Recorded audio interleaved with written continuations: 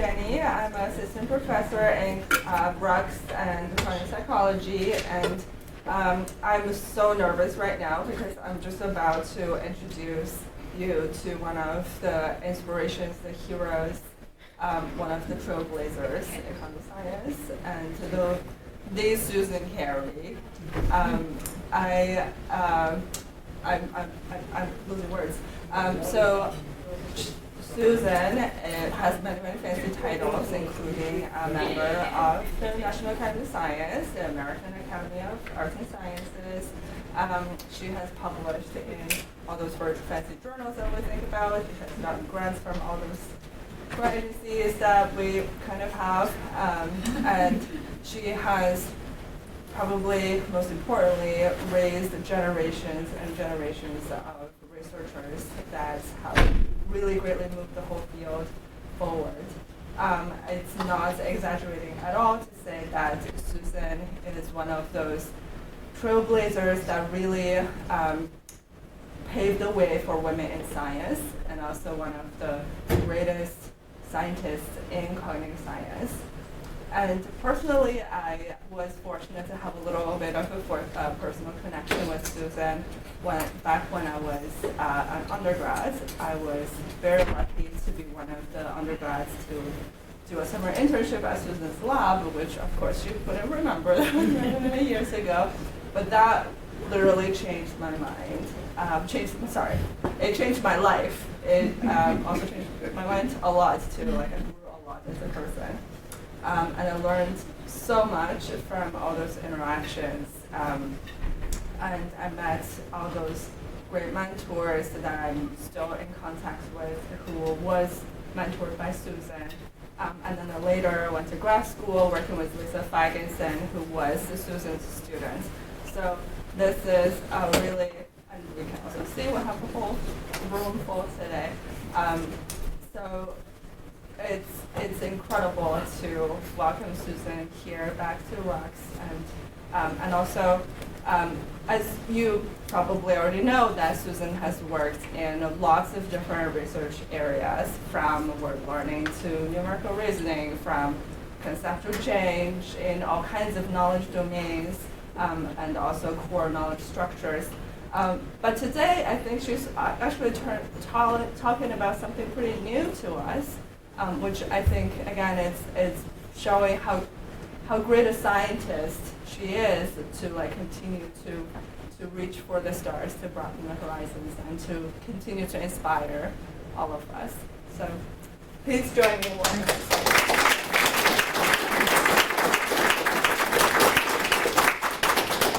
I have tremendous fondness for RuCCS. My good friends Jerry Fodor and Zenon Polishin were here, and I spent a lot of time here, and we ran things jointly between NYU, Princeton, and RuCCS with Polishin and Ann Treisman, and Brian Scholl was a graduate student. Anyway, so it's very nice to be here. And this indeed is new work. I mean, new over the past 10 years. And I'm going to be talking about data without giving you any. So I think that I put two graphs in here. So it's really the argument, you have to trust me when I say what the results are. And if you're really interested, just write me and I'll send you the papers or the references to the papers. Okay. So what are the big questions here? There are very big questions at stake. So what are the principal differences between types of mental representations? And one of those big principal differences is in formats of representation. How do abstract concepts arise? Right? So one answer to that is that there's innate support for even very abstract concepts.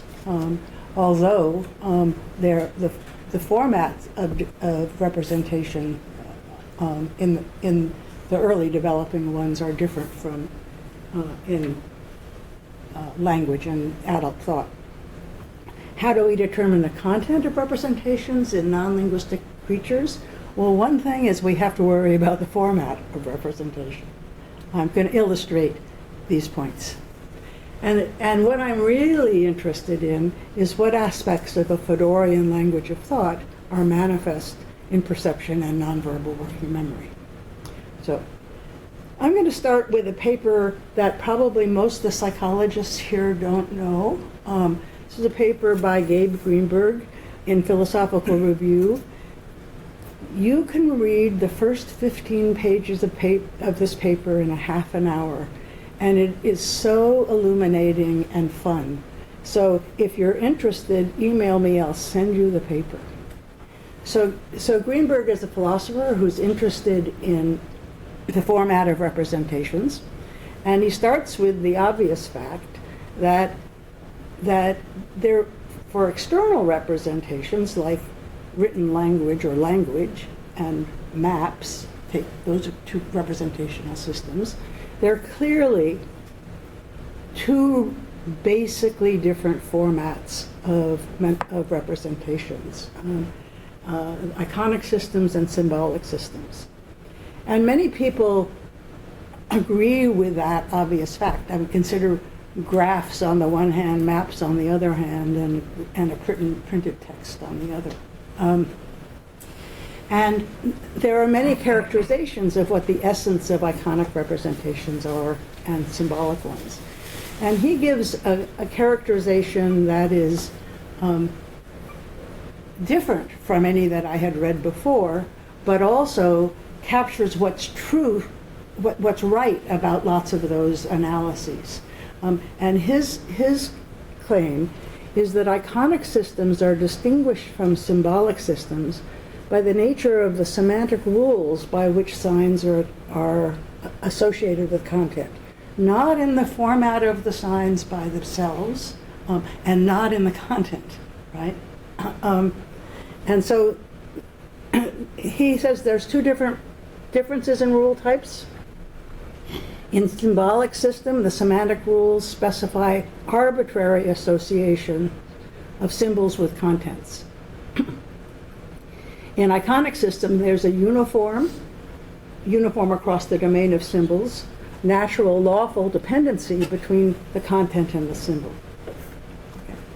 And the converse of that is that in symbolic systems, the semantic rule does not mention the sign itself, whereas in iconic systems, the semantic rule specifies a function of the sign, a function between the content and the sign. Okay. And he also makes a distinction between first and second order symbols. So first order symbols are the atomic primitives in a system of representation. And second order representations and higher include representations for this isn't a sentence, for relations among those individuals, include the rules for the semantic rules for combinations of the atomic primitives, and summary representations of properties of collections of primitives. And he points out that not only can there be, but there usually are, there's complete independence about whether the rules at one level are symbolic or iconic and the rules at a different level are. You can have every combination. So consider this. Here is a representation that's first and second order iconic of a scene that includes a blue box, some gray prisms, and a yellow pillow. Okay, and the law-like dependency between the scene represented here and this representation is some metric function between the relations there and the relations here, seen from a perspective. Okay.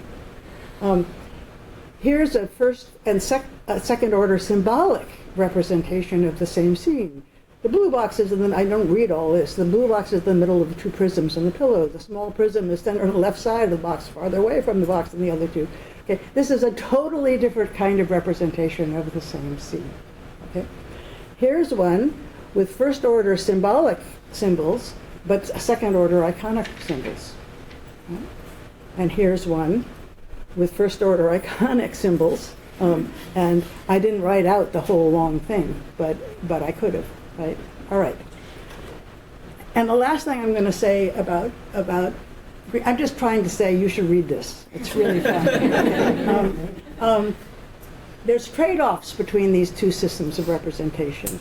Symbolic rules, being itemized, require bringing distinct computational resources to the interpretation of each sign.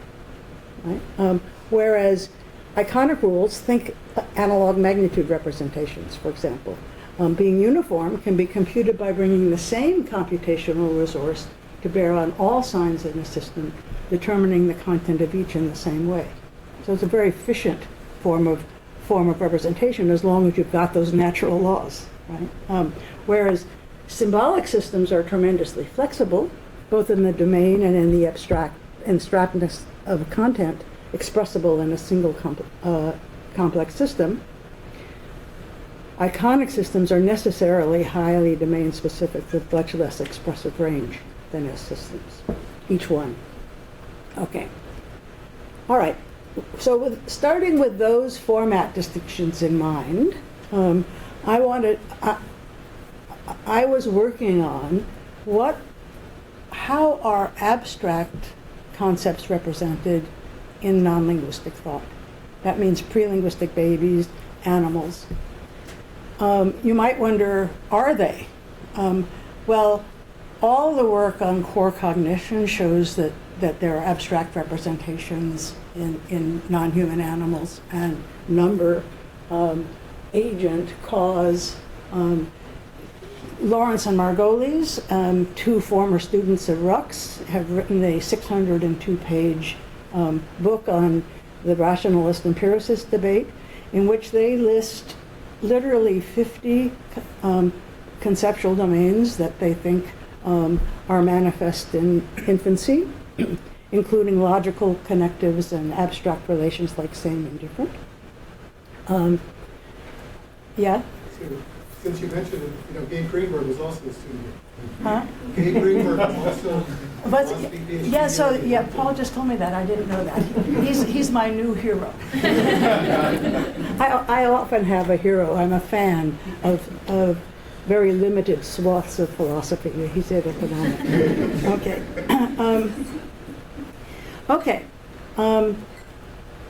So Greenberg distinguishes iconic from symbolic representations, and that's partly because he's now working on mental representations, but he started with external representations. So he missed, I think, a third distinction that is really important.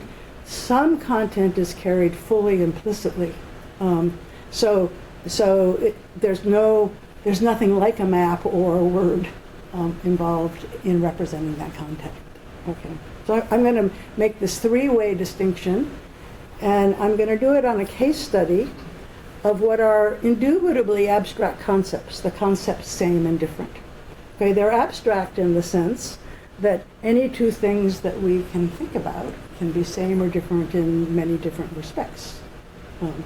And they participate in language in all of the second order combinatorial syntax and semantics of the language. We can say, he's got the same color shirt as I. They're all the same in shape but different in color, and so on. Okay. This is one of Lawrence and Margoli's case studies of innate language of thought concepts in babies and in bees. And here is the one experiment that they report in support of this claim. I am going to say there is no doubt that non-human animals and preverbal infants have abstract representations of same and different. And here's an experiment that shows it. The question is, are they like the ones in language? Okay. So bees and babies can do match to sample and non-match to sample, and so can every other animal from insects higher. Here is the experiment with bees. They learn both of these tasks in 12 trials. It's easy for them to do. But this first task only had green and red squares. So this is a Y maze. You walk into the Y maze and you encounter a red square. Then you go up. And in match to sample, if you take the branch that has a red square, you find food. So if red, choose red. If green, choose green. 12 trials, they've got it. But this doesn't mean that they've learned anything about this. It could just be two associations. Red predicts red and green predicts green. They can also learn red predicts green and green predicts red in 12 trials. That's non-match to sample. Okay? But that's not what they learned, because with no further training, that 12 trials transfers to new color pairs. So blue predicts blue and yellow predicts blue. Oriented Gabor patches and patches of cotton impregnated with odors. So with no further training than just that red and green, they predict, they know that if anise, choose anise in match to sample, if anise, choose banana in non-match to sample. Okay, so there's no doubt there's some kind of abstract representation of same and different. Okay, here's another task. This is something also that's widely attested in the animal work. This is same, different discrimination. This is can you learn a rule where same and different are an antecedent to the rule? So in this case, this is an experiment with John Remy Hochman, I'm putting his picture here because all of this work that I was involved in, he's a collaborator, and the central piece of it, which I will flag, I wasn't even involved in, and I think it's just so wonderful. Okay, so here the rule is, in the middle here, one of these shapes occurs. And then after a while, another one occurs. So here it's blue, blue, blue circle, triangle, triangle. That's same. Right? But sometimes it's different. And the rule is, if the same, look left. If different, look right. So that's same, different discrimination. And can they learn that? Yes, it's harder than simple match to sample, but they can. And indeed, they certainly learn if same predicts left in this experiment. Okay. Here's another experiment that's done with babies. Those experiments were 7-month-olds, but also 12-month-olds, same pattern of results. The Marcus abstract pattern learning. So if you don't know these experiments, it's a artificial grammar induction task. You hear P, la, P, do, nu, do, ra, bi, ra for like 30 seconds. And then, after you've been familiarized that, you're tested on not only new syllables, but ones that don't share any phonetic features with the training. Right? So it couldn't be any statistical learning that you've learned over the new consonants and new vowels and new phonetic features. I don't know if I just made these up for example, but that's true of the experiment. So you've heard that, and then you're tested on the new one, may, fe, may, which has the same pattern, or may, fe, or may, fi, right? May, fi, fi. And the finding is that you get a surprisal to the different pattern. So you distinguish ABA from either AAB or ABB. And again, there's abstractness here because it generalizes to new patterns. Okay. So this is the data. Okay. So the conclusion here: there's no doubt that non-human animals and pre-verbal infants have representations with the abstract content same and different. But now I'm going to show you there's also no doubt that the same populations have representations that are really different from ours of this abstract content. And I'm going to illustrate here, there's many things that could illustrate it, but I'm going to illustrate it with combinatorial affordances because that bears on the second order, higher order representations that these representations can combine with. The question is, are Lawrence and Margolies right?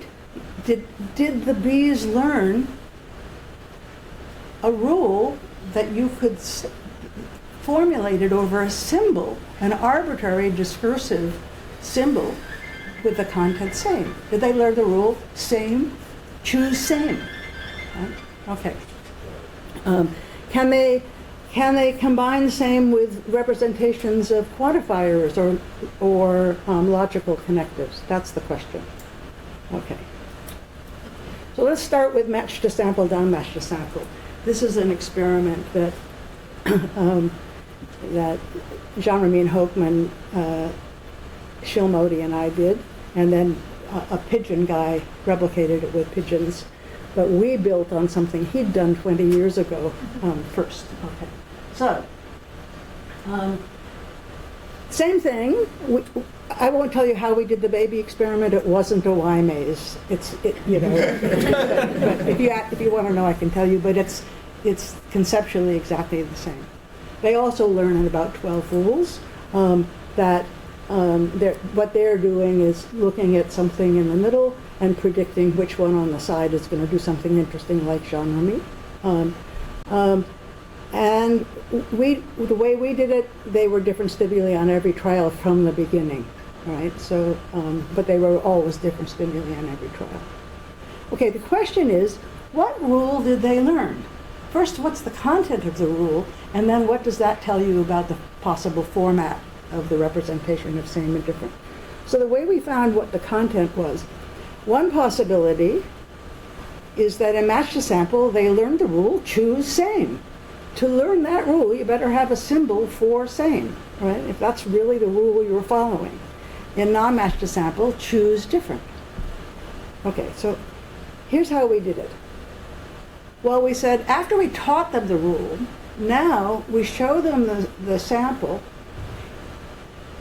and then we show them just one of the possible matches. So, so if the rule they learned was choose same, if we show them this sample, they should know what to do in this case because this satisfies the rule that they're supposed to represent it. If we show them just the different one, then they might fail because the rule doesn't tell them what to do with different, right? But also, if they succeed, it should be harder. And if they succeed, it would involve that they can make some inference based on not same. So that's what we were looking for. All right? And so what had happened with match to sample? The adults succeeded both, of course, but they did show the cost of negation. It was harder, it took longer to make the inference there. The babies succeeded in the rule choose same, and failed altogether. They did not know what to do when we showed them just different. All they have to do is to realize they have to go to the other choice there. But they failed at that. Absolutely. Suggesting that whatever representation of same they have, it doesn't combine with not.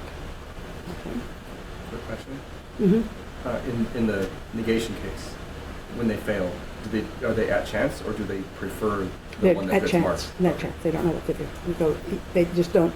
It's an anticipatory looking time, and they're just as likely to look to that one or the other one, and they scan back and forth. They have no idea. Okay. Okay. What about the non-match to sample? Did they learn the rule choose different? Okay. So if now the logic's the same, except for when I show you the same one, it should be harder, right? Because because the rule is choose different, and I'm showing you, and if you combine it with negation, then, you know, adults, it should be harder. When I show you the one that's different, you should succeed because that satisfies your rule. So what happens? The babies respond exactly the same way as they succeeded exactly as they did in the case of same. They knew what to do when the sample was the same, and they utterly failed when it was different. So they clearly had not learned the rule, choose different, right? And furthermore, the adults also did the same thing. So same is primary for both adults and children, and adults found it harder to do in non-match to sample, to choose this one. The reaction time cost was greater than in match to sample. Right? All right, so the conclusion here, same as the primary representation, both for adults and babies. Adults, of course, can combine both same with not, and babies cannot in this circumstance. Okay. Now here is how I think the content is actually achieved here. And this isn't my original proposal, it was Premack's proposal. He said, match to sample doesn't require any concept of same. Here's a way you could do it. And this is why he invented relational match to sample. And I'm not going to go through that literature, but it converges with what I'm saying here. So here's the idea. There's no symbol for same. It's not represented in like a map, like a picture, like a graph, like a word. There's no symbol for same at all. What there is a representation of the sample. Store sample. In match to sample, the rule is seek sample. In non-match to sample, the rule is avoid sample. And that's why you can only do it when you've shown, if you're a baby, when you're shown the sample. Okay, so there's no symbol for same in this. The representation of sameness is implicit in the match computation that's involved in any act of recognition, right? Abstractness is achieved by the absence of any constraint on what representation can be placed in working memory at the big, as a sample. Okay, so does match to sample involve abstract representations of same? Yes, in these senses. But the representation of same contains no symbol for same whatsoever. That's a fully implicit representation. Okay. But those kinds of representations will not work for any of the other experiments that I showed you. But I'm going to show you that in those representations also, the representations do not combine with all and not. Okay. So this one. Here you're learning, in same different discrimination, you're learning either a rule, same predicts left, or same peck green if you're a pigeon, or green peck same. Right? Those rules really require a symbolization of same. In this particular experiment, I told you they learned if same, choose right. But they didn't learn if different, choose left. Or if not same, choose left. Okay? So here, this is one of the few graphs here. This is the 7-month-old. Same data is true at 12 months. The data here this is again anticipatory looking. Are you looking at the place that the interesting thing is going to happen before it happens? And this is the proportion of looking at the correct one over looking at either, when you looked at either. And you see that they reliably, maybe this is the half, yeah, they reliably looked more to same, and they were chance at different. Now they're distinguishing same from different, so they knew not to look there, right? But they had not learned the rule, if not same, look the other way, right? Or if different, look the other way.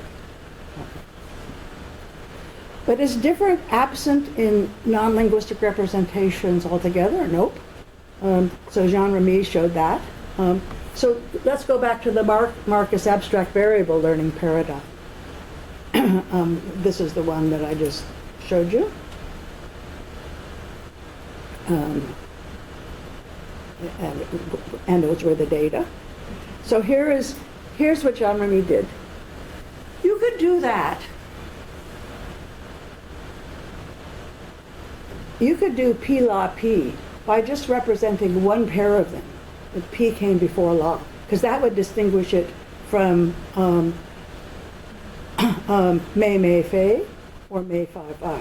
I mean, just one pair or the first and the last. I mean, you could just partially do it.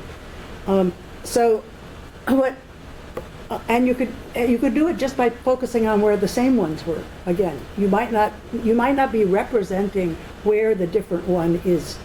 So this is what the first thing Jean Remy did. Now we're talking about Jean Remy's work that I had nothing to do with. So he asked, look, what if you gave them P, P, P, do, do, do, ra, ra, ra, where you could think of that as A, that is one, same, same. Or you could maybe think of them as they're all the same, right? Is there a representation of same that combines with all? And can you represent the different syllable?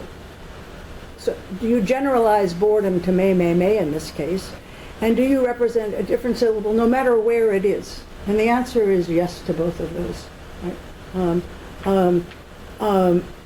And similarly, if you go from PP la, you generalize, you notice the difference to may. So that means that you are representing the position of both where the same items are and a different one is, and it leaves open the possibility that same combines with all, that you see this as all same and this all same, and therefore that's why it's different from those.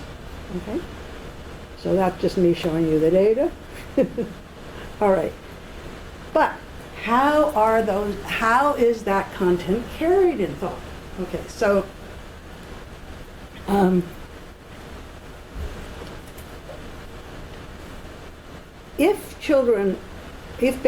these babies were somewhere between 6 and, I forget what age, 6 months, 8 months. If they can represent all same, they should be able to represent what's in common between PP, la, do, BB, nu, right? All of those, each of those words, each of those sequences, because the sequences are separated by time, consists of a string of syllables that are all the same. Furthermore, at each of these syllable lengths, if you stay within that syllable length, you can distinguish it from la, do, la, for example. Right? So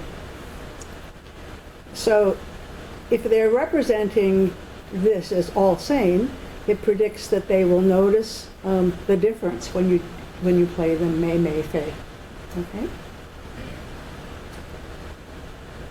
And you will generalize habituation to may. And what they found was an utter failure to notice the difference. So they could not abstract the generalization, they are all the same, even though all those syllable pairs, if you just stuck within that syllable number, you would succeed on this task.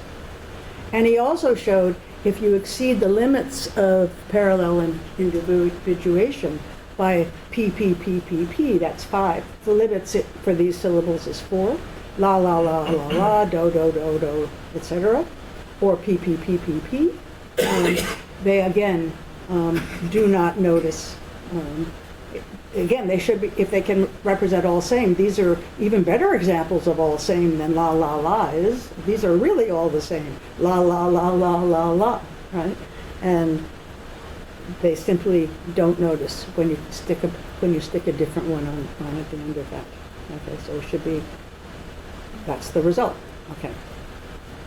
So, the empirical conclusion so far is that non-linguistic representations of same do not combine with representations of all or not. Okay? And furthermore, in this case, these John Ramey's experiments show a set size signature of working memory models of small sets of individuals, as well as the inability to abstract across different lengths within working memory. So what's the format of representations that would have these properties, that would both support the successes that we see and the failures that we don't, where we don't see it? So these are working memory representations of small collections of individuals. It's a model of the collection where there's one symbol for each individual. And these are, as everybody in psychology knows, sharply limited in the number of objects that can be represented, with a trade-off between the number and the complexity of the representation of each individual. So the symbols for the individuals are the atomic first-order symbols of this model. And the question we're interested in is how is the higher-order content taken? So sameness is a relation among symbols within a model. Okay. So how are the second order principal rules that determine the content of the whole model? Are they Greenberg iconic or Greenberg symbolic? That's the question. I'm going to approach that question circuitously. This is a little detour here. But one thing, so I'm going to talk about ensemble representations before I go back to the parallel individuation ones. So here's what you need to know, and I assume most people in this room do know it, that working memory representations, visual working memory representations come in two flavors. Small sets, where representations of the individuals are maintained, and large sets, where to a first approximation you throw away the information about particular individuals and you encode summary representations of the whole ensemble. And those include representations of the total number, the average size, the average color. These are for visual ones, total area, density, many other properties of the ensemble.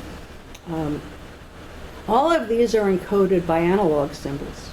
Right? There is analog magnitude representations of all those dimensions of experience. And these are paradigm Greenberg iconic representations. There is a law-like relation between the content and the symbol. Namely, the symbol is a logarithmic or linear function of that variable. Right? It's just a paradigm Greenberg iconic system of representations. Okay, same is a relation among individuals, and individuals are not symbolized, so it would be very surprising if sameness between individuals could be symbolized in one of these systems. Well, we have data that bear on this question. So, as I said, Premack invented relational match to sample because he recognized the fully implicit story for match to sample.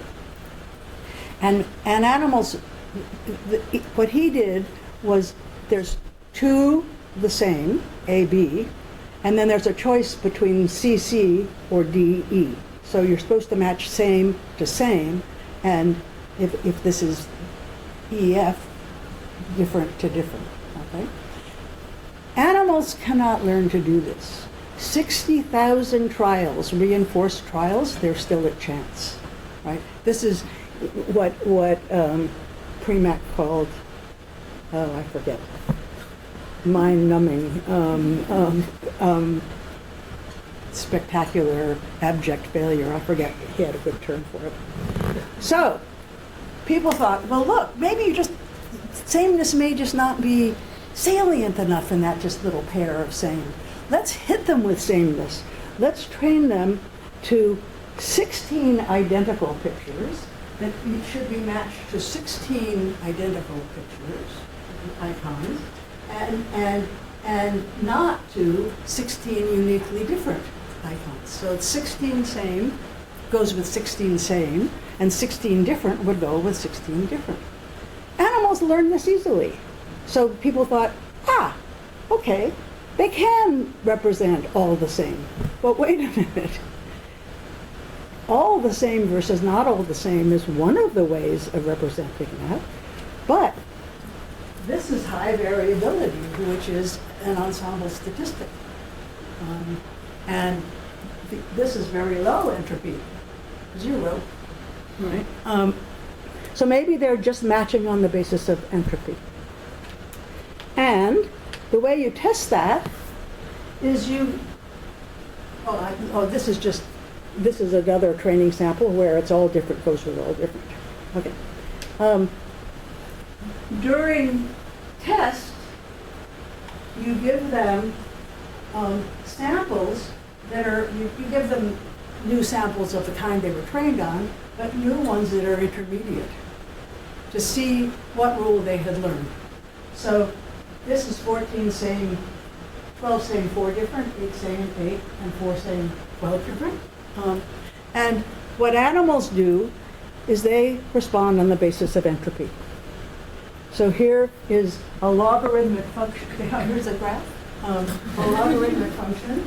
So this is the proportion of 16 different choices, how many times they chose the uniquely different one.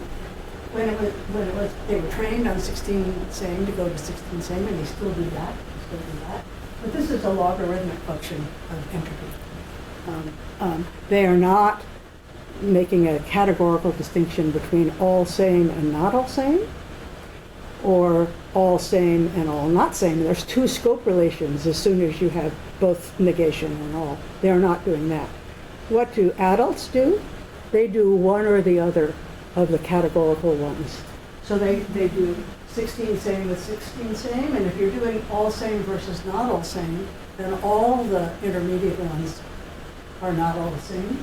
So that's what we do. Or they do all same versus all not same.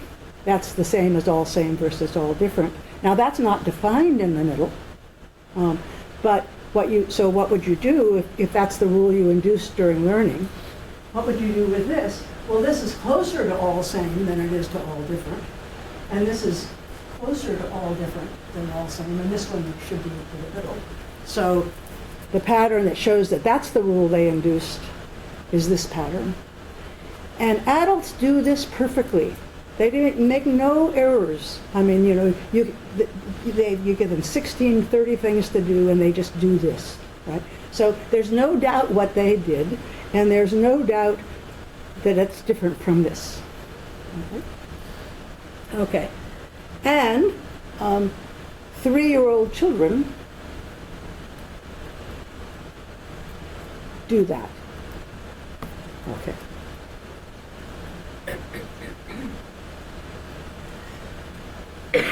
Okay. Now let's go back to what's going on in the.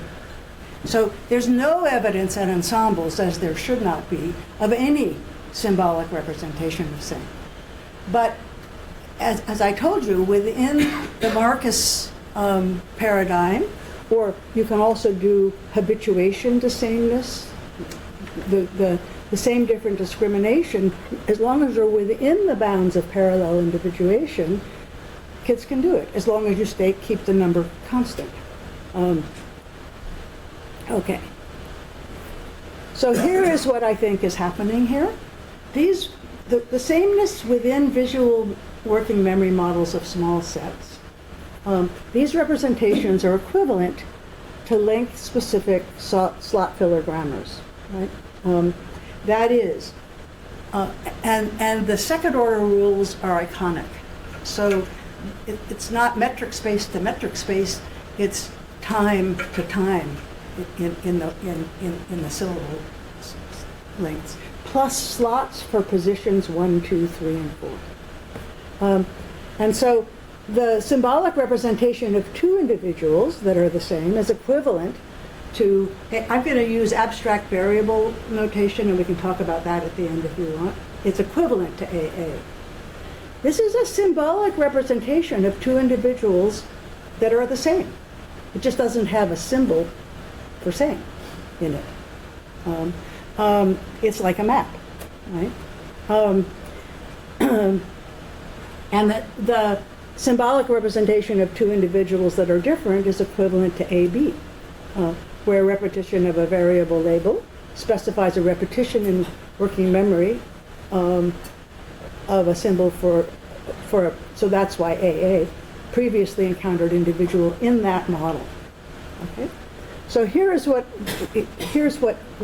I'm saying here. AAAB is a representation that captures what's in common between la la la ti and mu mu mu do. And the second order content in this model is represented iconically. Right. And it's instantiated in a model, like a map. And it carries information about the number of individuals in the repeated sequence, the number of repetitions, the position of the repetitions with the sequence, with no explicit Greenberg system symbols for number, position, or the relation same and different.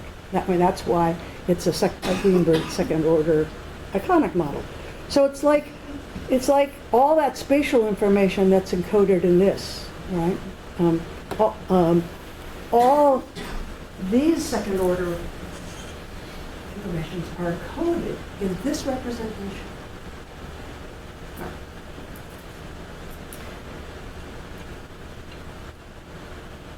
Okay.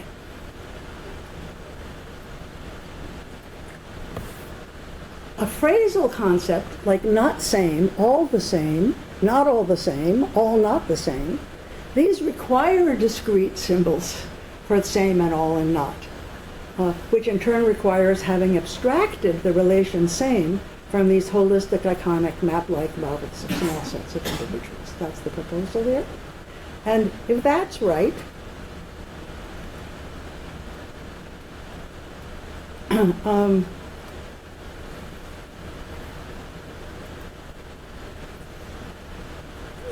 I'm gonna end with two predictions of this story that are borne out, but I'm just leading you to the more general hypothesis. My more general hypothesis is that all second order combinatorial content within nonverbal working memory PI models of small sets is Greenberg iconic. Okay? And propositional relations are different. They have arbitrary symbols at the first order. Same is a first order representation in a sentence. That's a component of propositional combinatorial representational systems, second order S. So these are really different. Same and different are paradigmatic, as I just said, paradigmatic first order symbolic representations, and they participate in paradigmatic second order ones like all the same, not all the same color as mine, not the same size as that one. Okay. All right, if this is right, learning the words same and different should be difficult for children because there's no symbol for them to map onto, right? The content, they're definitely represented, so there is, non-linguistic thought has representations of same and different. I've just shown you two kinds, but it's not going to help you learn the word same, right? Okay, so fact one. How frequent is same in speech to children? If they don't hear it, they're not going to learn it, so this isn't interesting, right? So children so adult to adult speech, we use those words about 500 times per million utterances. This taken from, big web things like COCA, which is all from talk shows and news shows. So in speech to 2-year-olds, adults use these words about 400 times per million. They're using them at almost the same frequency as it's found in adult to adult speech. And furthermore, in Childe's analyses that we did, we find that at an individual level, we studied 20 2-year-olds. We know that in speech to 2-year-olds in general, they're only being heard 400 to 500 times per million. So there's a reason we would never see it in speech to a few transcripts from 20 children, and we saw it in 17 of the 20 children. This speech is frequent to children, and they produce it. They produce them. We haven't analyzed how they produce them, but for those transcripts where we have the 20 I just talked about, we have the data. We will do that. Okay. But do they understand them in their relational sense, right? So we just did a very simple task. We made cards like this, and we said, look, in this game, I'm going to ask you to show me the card where the pictures are the same. Or I'm going to ask you to show me the card where the pictures are different. And we gave children 10 trials of either 10 same trials followed by 10 different. And we said, now we're going to play a different game, or counterbalanced order. It didn't make a difference. They did the same. They did just as well whether they heard different first or same first. Okay. All right. And we did a large sample from upper middle class kids. And these are kids who have PB picture vocabulary scores around 120. They're over a standard deviation above normal. So if anybody should know the word same, these ones should. Right? They're hearing it, right? And at age 2, 97% of children failed at both of those words on that simple task. At age 3, 66 are still failing. Okay, they're hearing the words a lot. And even at age 4, 22% are failing. So it's up to 2 years after they're hearing them a lot and even producing them before they understand them in this relational sense. That's what hard to learn means. Okay, that is evidence for hard to learn. Okay.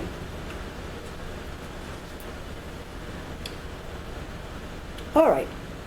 So I'm making a story here, different formats for representations of same, different. The first empirical argument was non-linguistic representations don't combine with all and not. Linguistic ones do. I hope you're listening to this critically, and perhaps you said, give me a break. Observe failures, maybe due to the absence of all and not in non-linguistic thought, not a symbolic representation of same. Well, now I'm about to tell you the evidence against that, right? This is why I did these studies. Second argument, empirical argument in favor for this story, is the words same and different are hard to learn. Well, give me a break. There are many reasons learning these words may pose a difficult language learning problem. Okay, so I haven't given you really very good evidence for the hypothesis that the format is different, but suggestive, but not convincing. Well, let me tell you about 3-year-olds. They know the words all, and they have Greenberg S concepts all and not, namely the words all and not, which they understand absolutely in an adult way by age 3. Right? So the point is, the 3-year-olds are still failing on same. That has to come from the same, not all and not. And it's true that there are many other reasons learning these words may pose a difficult language learning problem, but those other reasons would also predict that children would have a hard time maybe following the difficult combinatorial rules in English, like computing the scope relations between all and not and same, right? So this is why I gave the array matched to sample data, because we can test these hypotheses there. So, we're going to test for changes within the representations of same and different per se by seeing whether children, the relation between knowing the word same and not, and being able to not only spontaneously do array match to sample, but understand sentences, understand the instructions, match all the same with all the same, and all not same with all not same. We're going to tell them the rule. And the hypothesis is the bottleneck is at this age is learning the word same, not all and not. And they're going to get the scope relations right as soon as they know the word same. They're going to be able to follow that instruction and use the word same as soon as they learn the word same. The problem is isolating same out of the iconic format, not the hard language learning problem of understanding the syntax and semantics and combinatorial rules with the rest of language. Okay? So a very simple study. We just repeated the array match to sample. Remember, adults do this or this from the training, which is just 16 reinforced trials. We don't tell them the rule. We just say this, which one here does this one go with? And if they pick the wrong one, we say, no, actually it went with this one. The adults don't need any construction, and the children almost need no instruction. The question is what rule they learn, and this is what the adults learn, and this is what the children learn.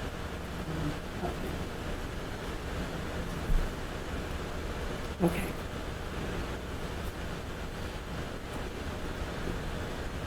Now, here, I've got to tell you some truth in data.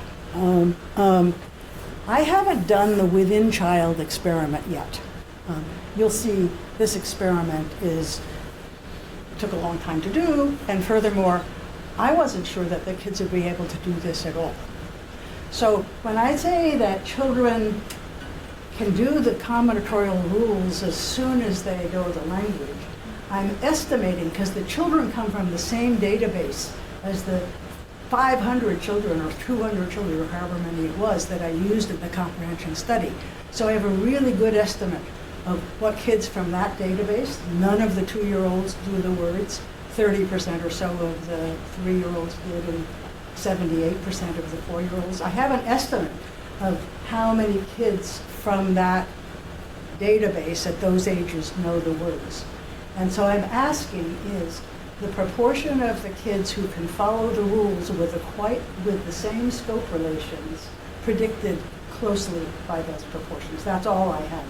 If the answer to that is yes, then the within-child experiments are warranted. Okay, so the hypothesis.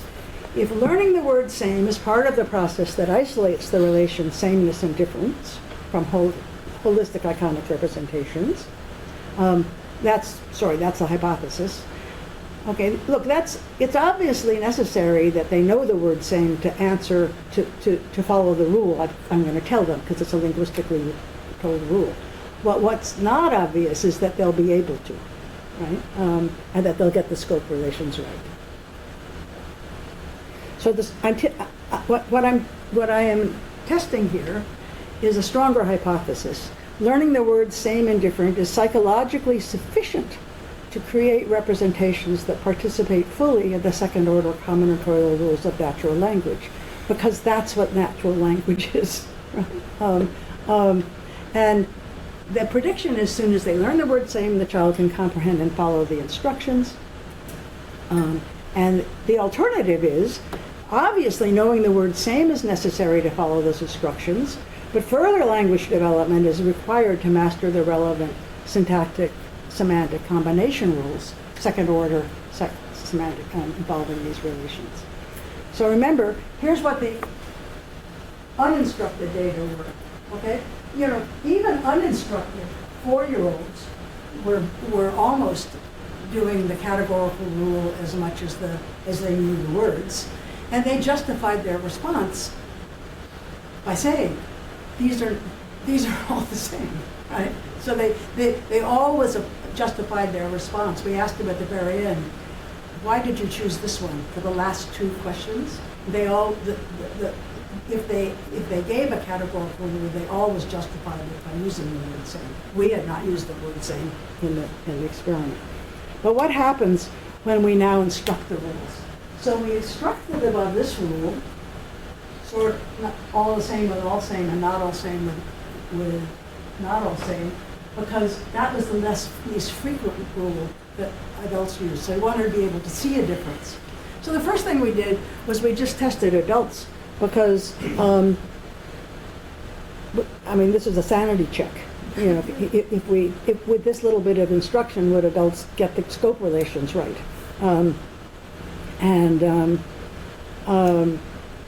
So this is, just look at the adults here. This is what they did with no instruction, and this is what we predict they would do when we tell them what to do. And yes, it greatly improved it, but even adults still made scope errors 19% of the time. However, they're still following a categorical rule. They're just following they just got the scope relations wrong. Okay? What would we see with children? So with no instructions,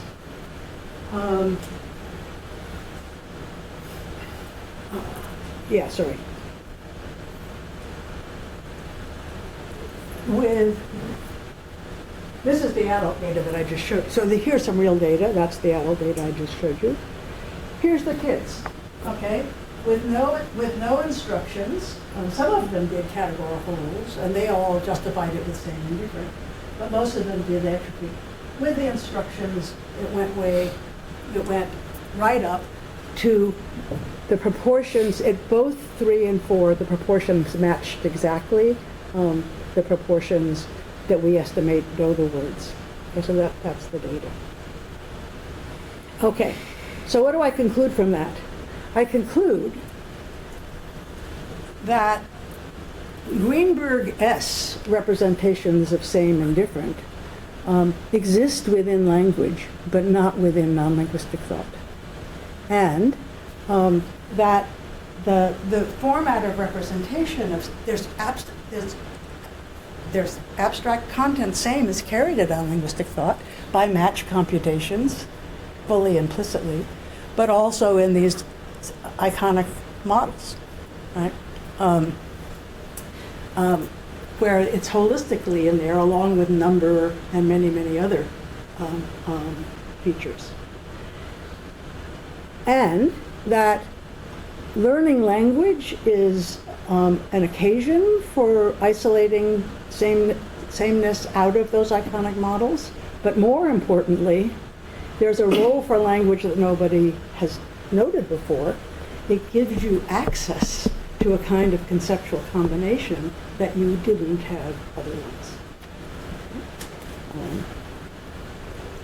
Okay. So, conclusion.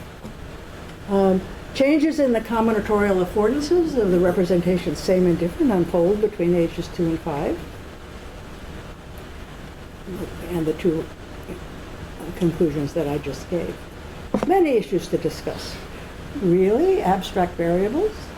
How is the content same abstracted from holistic economies?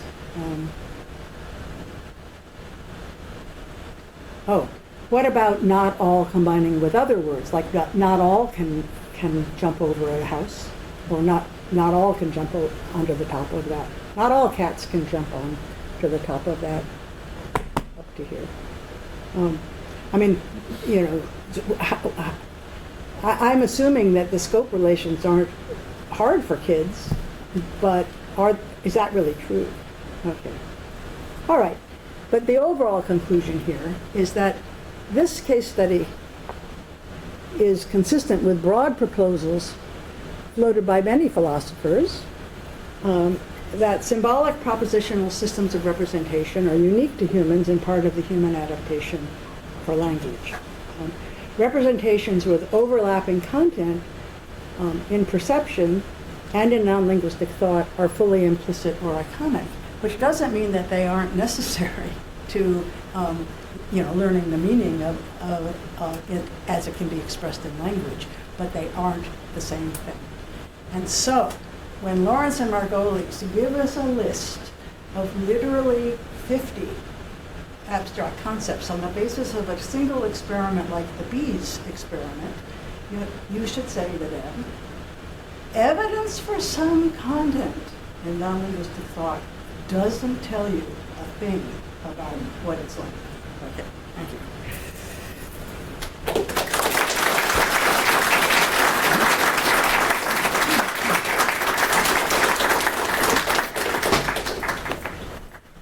Questions? Challenges? Zoe? Thanks so much for this. This is wonderful. I was just wondering whether it's true in general of implicit representations that they're really difficult to negate. So I was thinking about other kind of classic examples of implicit representations in children or adults, and I was thinking Like? about implicit rules of grammar, like Chomskyan grammatical rules, and whether they're hard to negate. And I'm not a linguist. I don't know the linguist in the room. Well, the point is, the implicit rules of grammar aren't negated in the grammar. I mean, that's not a combinatorial rule. That the rules of what's implicit is the grammar. And the rules in Greenberg are the rules that relate the combinatorial meanings to their content. Now, those combinatorial meanings are possible, are easy to negate. I mean, that's what you're doing when you negate all same with not, right? But you're not negating the grammar, right? It's the grammar that's implicit, not, we can't state you need a linguist to state the rules of the grammar. Once you've stated them, you can negate them. but we don't go around negating them because the grammar just predicts the grammatical strings. That's helpful. Maybe you could just talk me through the particular example I was thinking of. So I was just thinking just about how we are detecting violations of grammar. Oh yeah, so And so that seems like kind of parallel to some of the tasks you were talking So- about that are sort of difficult. no, so I would tell you the same story about negation as I just told you about same. So there's got to be implicit. I think fully implicit negation content, and there's many proto concepts. So look, the infant concepts and the animal concepts that we have here in iconic models are not only iconic or implicit, but there's other dimensions in which they differ from the adult. They're proto, in the sense that they carry some of the logical content that you see in logic, if it's logic, or in linguistics, but not all, right? And so there's got to be non-linguistic representations of not and or, also proto-concepts, right? So I don't think that they are, I think the same story is going to happen here, but I've only worked the story out for number and this one. So it's totally promissory for those. But yeah, I'm committed to they're not going to combine with negation. But the very fact that we notice that I mean, when you judge that something is ungrammatical, the concept that is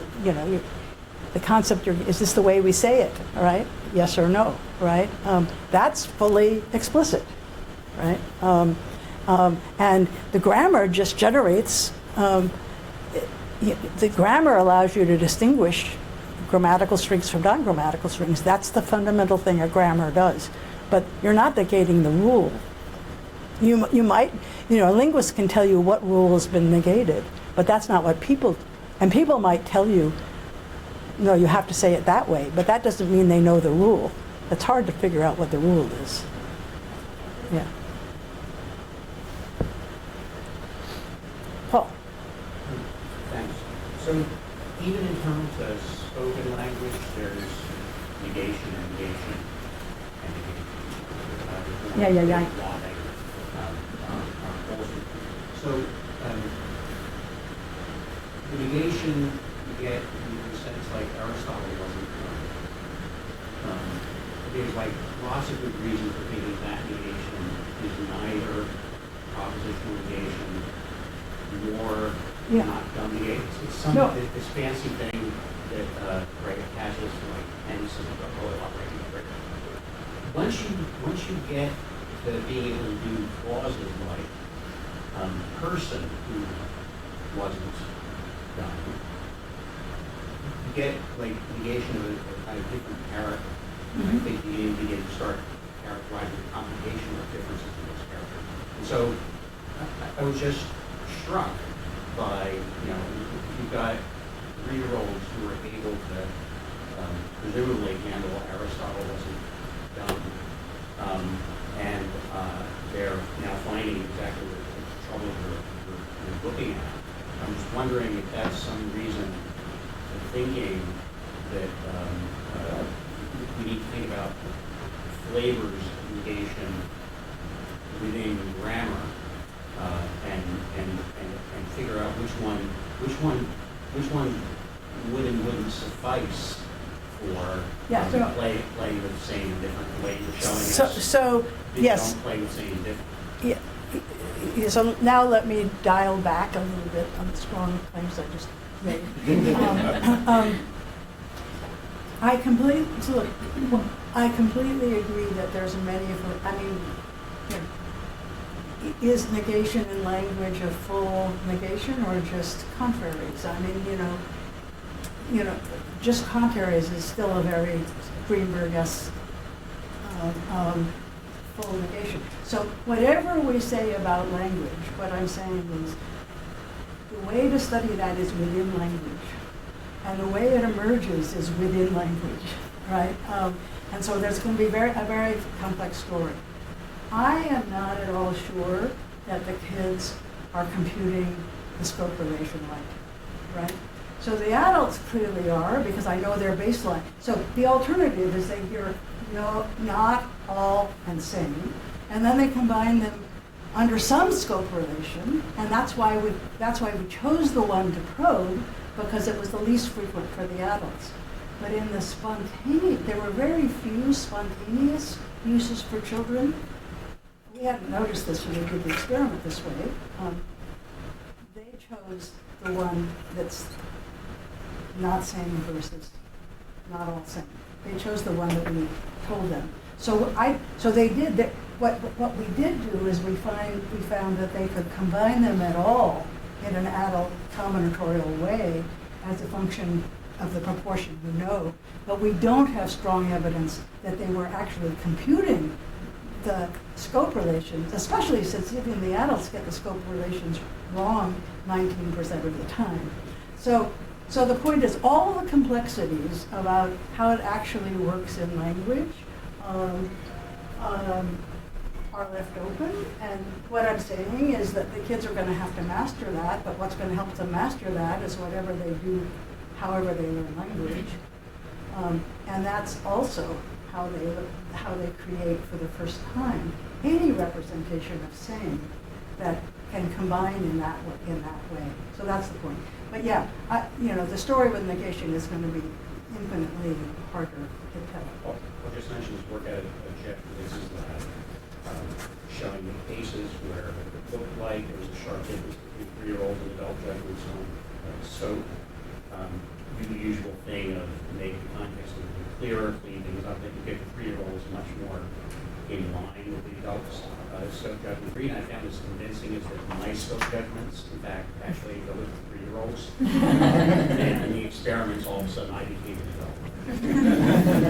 adult. So, one little additional thing that I didn't include, because I went a full hour, was that there is another rule that is consistent with the training in array match to sample.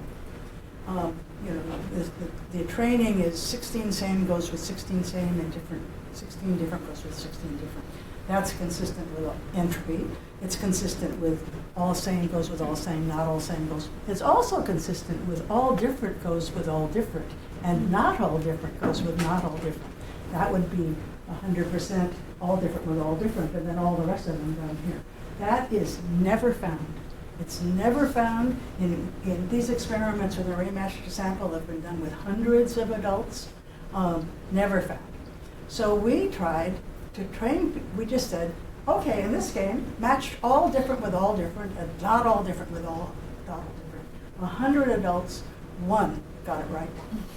And that's because I think different means not same, and so there's a double, what that rule is, match all same with all same. I mean all different, all not same with all not same, and not all not same with not all not same. Breaks down, and what do?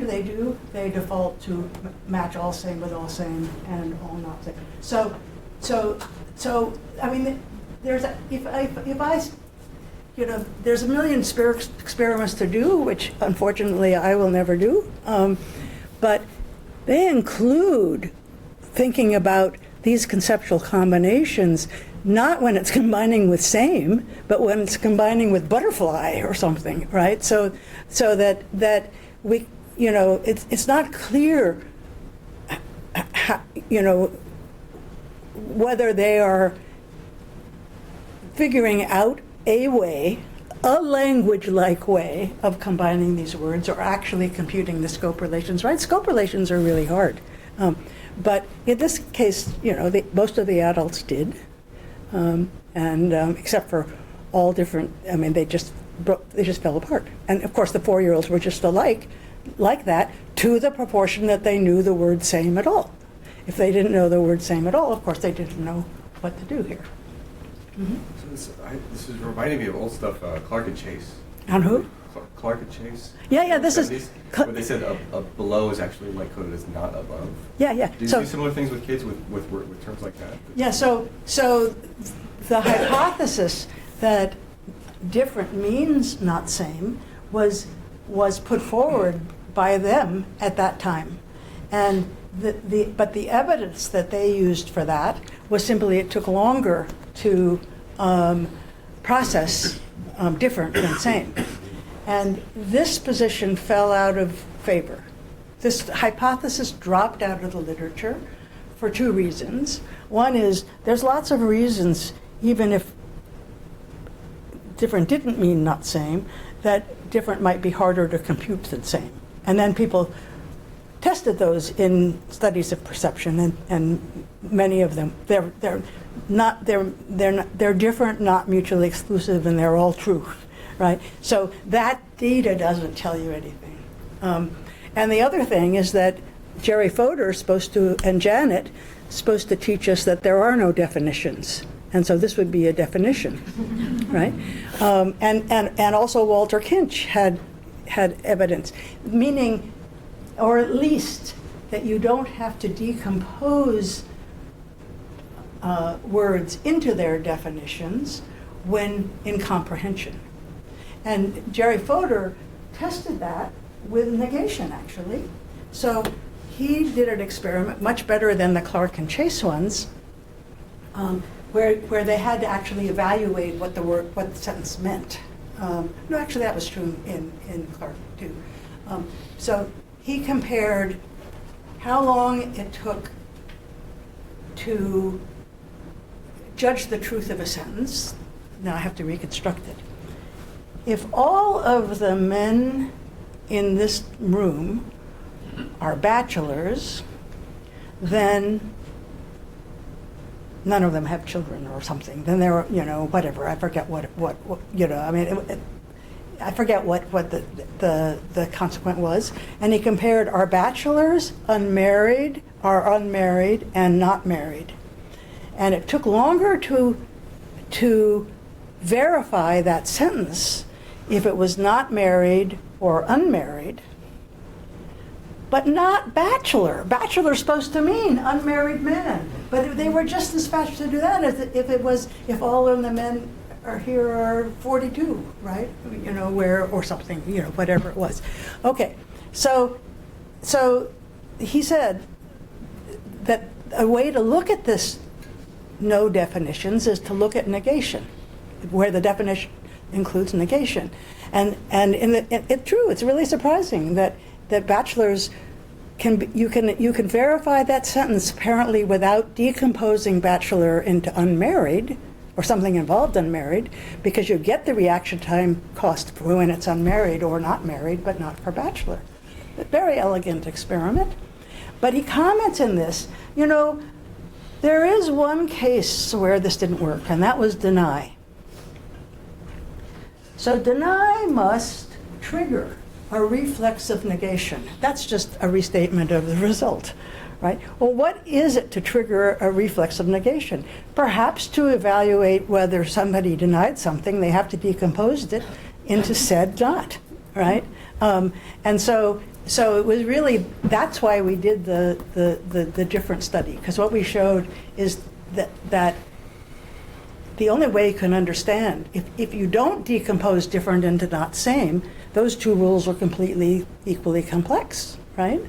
Just like bachelor is more complex than, just like, but you do decompose it in comprehension, right? So, yes, I mean, you're right to place that in that context. That's exactly what we were doing. And, there are many people in the world who speak languages in which there is no word for different. There's only same, and then different is expressed as not same. I know that there are many people in the world that do so. I didn't say many languages, because Chinese is such a language.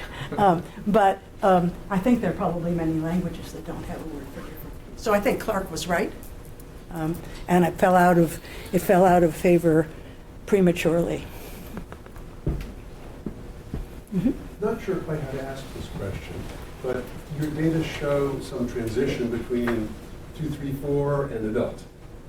So, or something like that. No, yeah. Mm-hmm. Yes, something changes, right? And what changes and why does it change? Well, is it sort of ecological experience of the world, or is it just learning examples of a certain kind of usage in language? No. So my data show a qualitative difference between babies and 30% of the 3-year-olds and 70 and who are otherwise adult-like, right? So I agree with that. Question is the central question, right? Before you can answer the question of how do you explain such a change, you have to characterize what the change is. And that's what I've done for you today by proposals. Now, the hard part. What I think is changing, it's one thing, is that the child has to isolate the iconic representation of same. So if you have a representation AAB, you are representing the patterns of sameness and difference. But if you were to combine that with not, because you had a concept of not AAB could be AAA, it could be any one thing. So you have to somehow isolate out of that holistic representation same. How do you do that?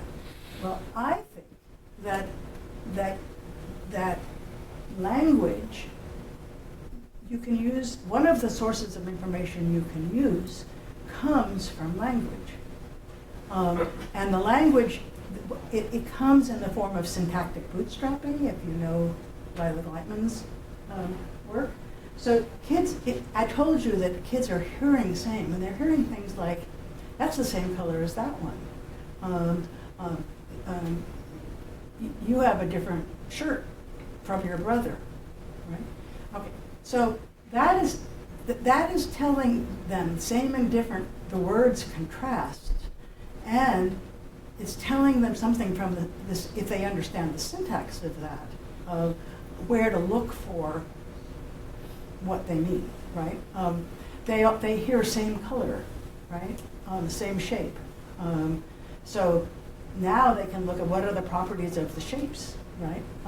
So I don't have a story. I have a story for the number case, but I don't have a story for this. But the point is not only is the information only encoded within language, what they know about the language so far helps them isolate it. Then, what enables them to do the conceptual combination? Well, that I turn to the language acquisition people, right? They have to learn the first order and second order rules of language. This is a very hard problem. You know, it's not going to be they learn it from context. You have to actually give a learning mechanism. So I'm with you. That's not on offer yet, right? But if you don't know what's changing, then you can't even begin to ask, how does it change? And so that's what I tried to show you. Mm-hmm. So thank you so much. This was super interesting. For the adult way of representing in the kind of like symbolic sense of the symbolic representation format, once that format is achieved, do you think that the previous format is forgone or it still exists? So in that case, do you think that even for the adults, with the example that you gave about like the same color of shirt, do you think that this contextual in the way that they switch between back and forth between these different formats? No, I don't.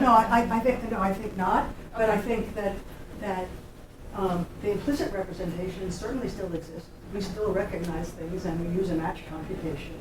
And the representations in visual ensemble and parallel, and they're still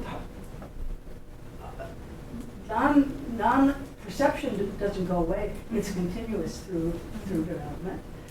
So this lays on top of it, and it obviously has to come to coordinate with it, because otherwise you couldn't describe things that are in the world, right? But I don't think that the iconic representations interfere with the linguistic ones once you learn that.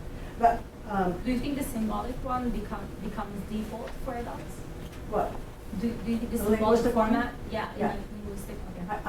Well, for these concepts, Yeah. for logical connectives and same, because if you look at the trade-offs, these are quintessential abstract concepts, and that's what language is for. So I think it does become the default for us, but it doesn't come for the default for all purposes, I'm sure. But I'm sure that those I know that those properties are still true for ensembles, but the point is, once you have, and I know that visual working memory still works continuously with the way it does in infants, but when you have a visual working memory model, you can examine it with any representational resources you do. So even if that model is iconic, you can read off of it. If I asked you, which was bigger, the prism on the top or the prism on the side, even if the format that you're representing it in is a visual model, you can examine it. So it plays with your symbolic ones the same way perception does. But I think the reason I think those models are iconic is that you can read way much. Just look at in that long description, which I spared you reading all of, that only captured some of the relational information that's in the iconic model. Thank you. So with respect to there being these two different mechanisms that you can sort of deploy, and one of them being bootstrapped off language, does that mean like if we didn't have a word for same, we would be trapped with Yes, the that's what child? I say edibles and babies are. Yeah, that's interesting. And so now it makes me wonder if it is universal. Because there are languages without different. I wonder if they're... Oh, no, but they have not same. Sure, but is there a language without same? No. No, I don't think I've never heard of that. Yeah. But there are, so I do I know? No, but I would be astonished. Yeah, if there were. Yeah. I think there was one more question and then we have to wrap up. Thank you. So just to be clear, the following is not my view. I'm channeling some people who I can imagine saying, well, all this really shows is that you need language for certain abilities, but all that's really going on is it's all iconic, because language is actually processed fully iconically. It's all statistics, it's all analog reasoning, and language just gives us this ability to interact with external symbols in a certain different way. Is there anything here that allows us to actually reply such a possible claim, or is it more that assuming a different picture of It language? depends on what you mean by symbolic and iconic. Right, And exactly. that is why I pointed to Greenberg, right? So I think that Greenberg's analysis, by doing it in terms of the nature of the rules that combine the representations with the content, he captures many distinctions that people have offered, but maybe not all. But I think anybody who says language is really iconic has got to be using iconic in a way that I cannot imagine. But anyway, it's certainly, language is certainly Greenberg iconic. So there is no function between the symbol chair and chairs. There's no natural law-like relationship between the word chair and chairs. And so for almost, there's a little bit of onomatopoeia in language, but it's a tiny part, right? And it's equally the case that the second order rules are arbitrary. They differ from language to language, both partly in their content, but that's largely overlapping, but certainly in the way it's done.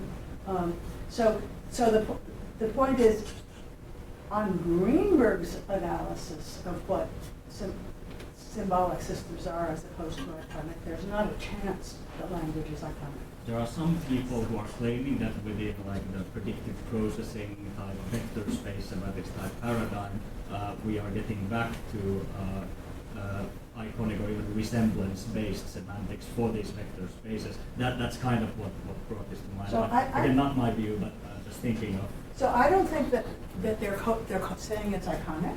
I think they're saying that it's not the way we think it is in our grammars. But I don't see that a million variable vector representation is an iconic representation. It's a representation that allows us to predict what the next word is, but in what sense? So I agree that there are people who are making arguments about the nature of the rules, the representations by which we learn and process language from those models, which you could argue their alertability argument that you can learn whatever they do learn about language, which is still up for grabs, from data, from low-level data and purely statistical processing. But it would take a child 300,000 years to hear that much English. So it's not how we do it. Sure. Yeah. So yeah, sorry to interrupt. I know there's a lot more questions, and I know we even missed some questions. So I'll remind everyone that we have a reception in Rex A139 in the playroom where Susan will hang out and we can all ask her more questions. But for now, I don't know if